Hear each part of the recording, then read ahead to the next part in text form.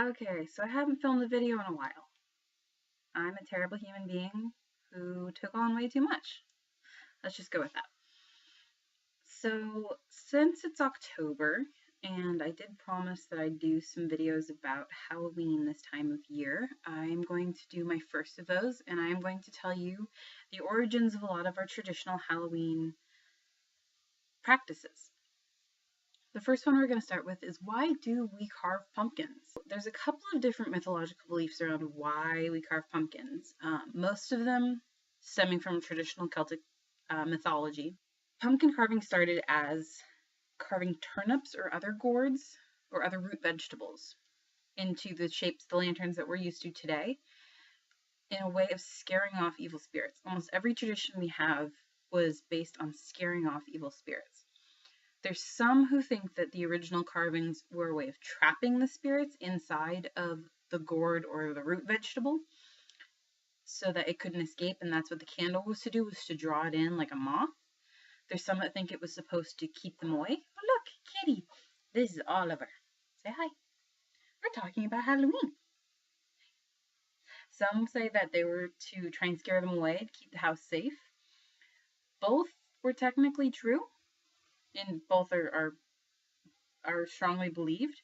It depends on where you're from. In the continental Europe, it was usually to trap them, and in Ireland and England, they believed that it was scaring it away. Another name for jack-o'-lantern was will-o'-the-wisp, as in Will-o'-the-Wisp from Brave, and it was because the candle flickering inside of the pumpkin mimicked the weird light that flickered off of the peat bogs in northern Scotland and Ireland.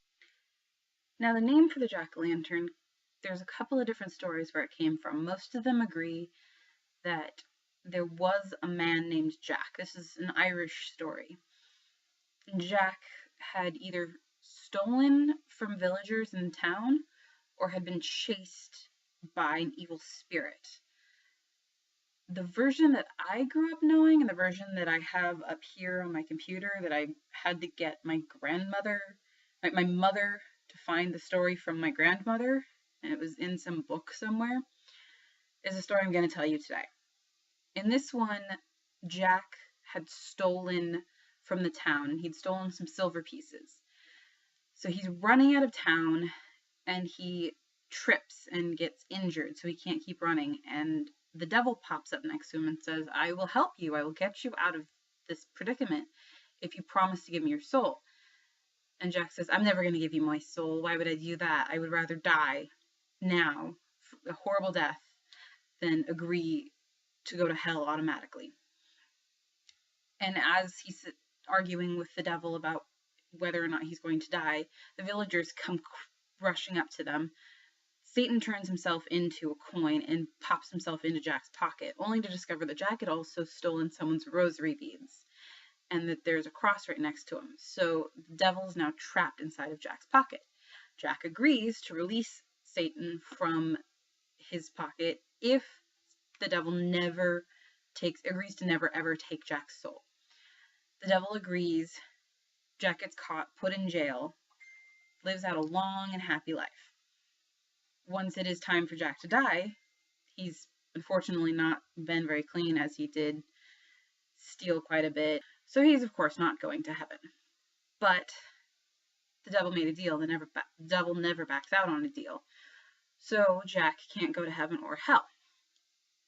In trying to figure out what to do with him, Jack's sitting there talking to the devil, saying, I have no light left in me. I am not allowed to go to heaven. You can't take me to hell. What are we going to do?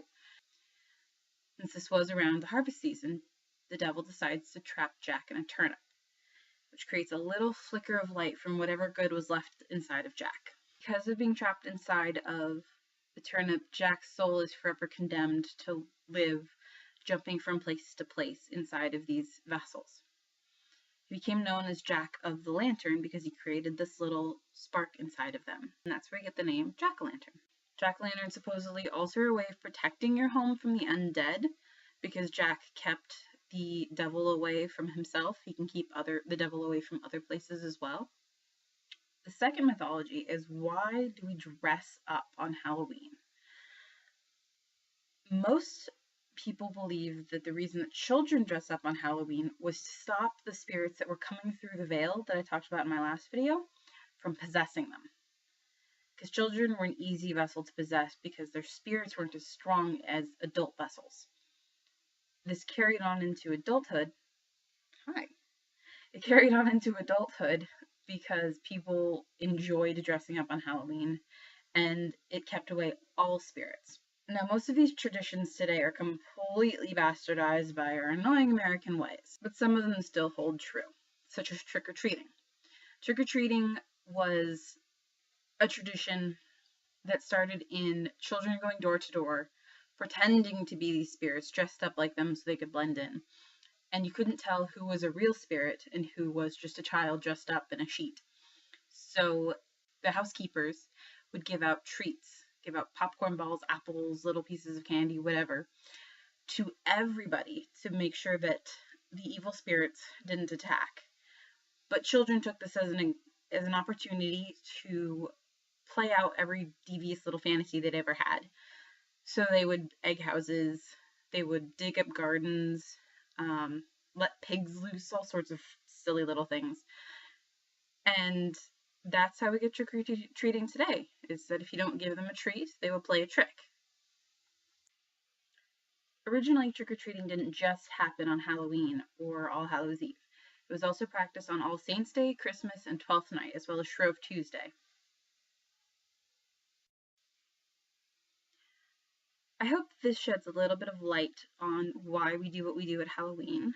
I have 3 more videos planned, 1 more about Halloween, and 2 about some very interesting female gods or goddesses from mythology. I got this really cool book at Half Price Books today called Women of Classical Mythology. See if you can actually see that. Nope, okay, just trust me. It's a really cool book. It's basically a giant encyclopedia of women from mythology, and I want to go through it with you and look at a couple of the women, because I think that while men are great and there's lots of really amazing male mythos out there, I definitely think that women get a bad rap in mythos. If you look at a lot of them, we seem to be the reason that we don't get to do anything, that humans don't get to do anything cool anymore. So let's look at some of the good women, and maybe at some point we'll look at some of the not so good ones. My next video will be next week, I promise.